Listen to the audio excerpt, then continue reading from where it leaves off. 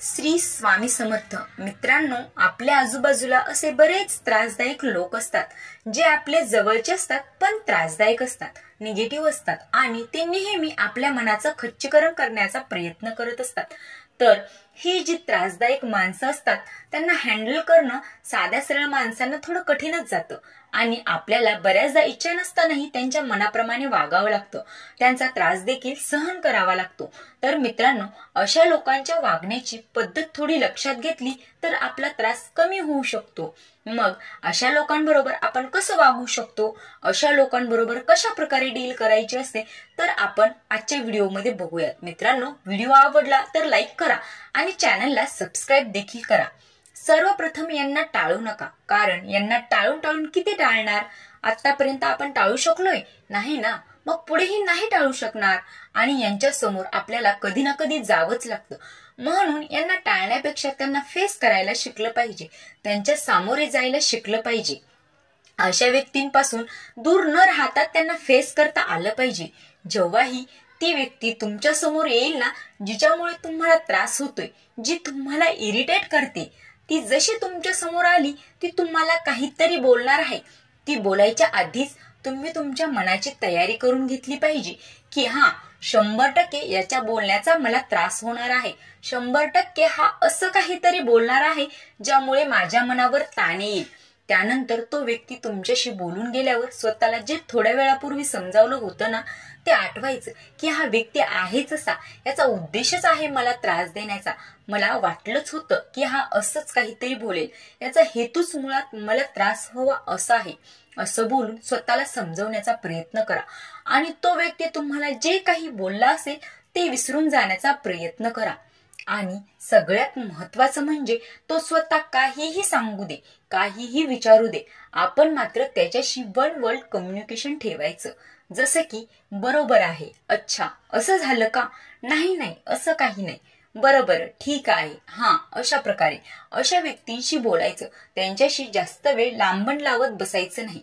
आपण जितकं त्यांना रिस्पॉन्स देतो ना, तितकं ते त्यांचं बोलणं जास्त वाढवतात किंवा ते आपल्याला एखाद्या गोष्टीवरून ब्लेम करत असतील आणि आपण जितकं नाही म्हणतो ना, तितकं ते आपल्याला जास्त ब्लेम करत जातात.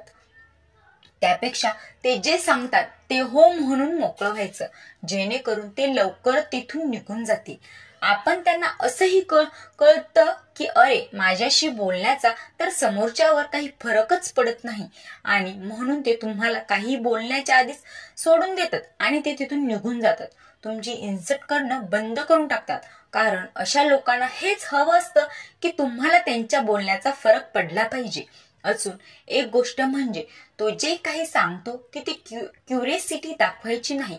आपण समोरच्याचं बोलणं ऐकण्यात जास्त इंटरेस्ट नाही दाखवला तर आपोआपच तो व्यक्ती शांत होऊन जातो आणि अशा व्यक्तींशी स्वतःहून स्वतःची कोणतीही गोष्ट शेअर करायची नाही.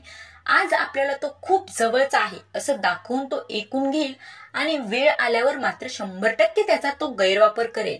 आपल्या ज्या पर्सनल गोष्टी असतात ना, त्या अशा लोकांना नाही सांगायच्या. अशा लोकांवर कधीच विश्वास नाही ठेवायचा.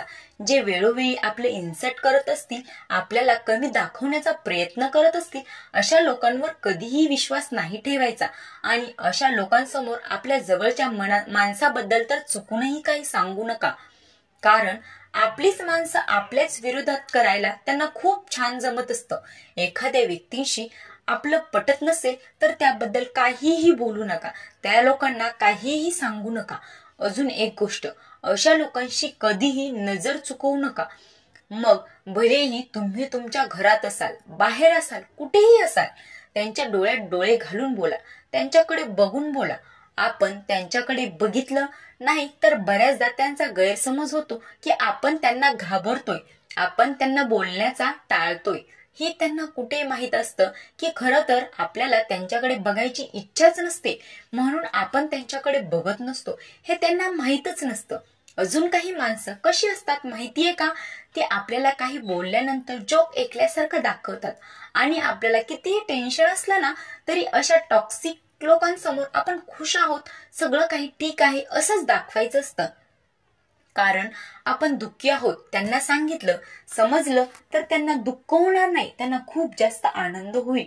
ज्या प्रकारे या लोकांशी आपलं दुःख शेअर करायचं नाही, त्याचप्रमाणे या लोकांशी आपला आनंद देखील शेअर करायचा नाही, कारण या लोकांना आपला आनंद सुद्धा बघवत नाही. आपण जर एखादी गोष्ट मिळवण्यासाठी प्रयत्न करतोय तर तेही ती गोष्ट मिळवण्याआधी त्यांना सांगायचं नाही, कारण ते आपल्यावर हसणारच आहेत की अरे तू असं करतोयस, तुझ्याने नाही होणार. ते आपल्याला डिमोटिवेट करण्याचा प्रयत्न करायला लागतात आणि अशा लोकांमुळे आपण खरंच मोटिवेट होतो. आणि आपल्याला कळतं ना, असे काही लोक असतात जे आपल्यासोबत आपल्या समोरच गोड बोलतात, तोंडावर गोड बोलतात आणि मागून मात्र ते आपला तिरस्कार करत असतात. आपल्याविषयी लोकांना काहीही सांगत असतात. म्हणून जर तुम्ही त्यांना तुमची एखादी आनंदाची गोष्ट सांगितली तर ते तुमच्या तोंडावर तुमचं अभिनंदन करतील आणि कसं या आनंदाला विरजण लावायचं याची तयारी करण्याचा ते प्रयत्नच करत असतात. या माणसांचं कसं असतं माहितीये का? ही माणसं इमेज कॉन्शियस असतात, बदनाम व्हायला घाबरतात आणि स्वतःची खोटी इमेज घेऊन फिरतात. ते सतत स्वतःला फेक दाखवत असतात. त्यांच्या बोलण्याचा आणि त्यांच्या असण्याचा खूप फरक असतो. जसे बोलतात समोरच्याला, जसं दाखवतात तसे ते अजिबात नसतात, त्यापेक्षा काहीतरी ते वेगळेच असतात.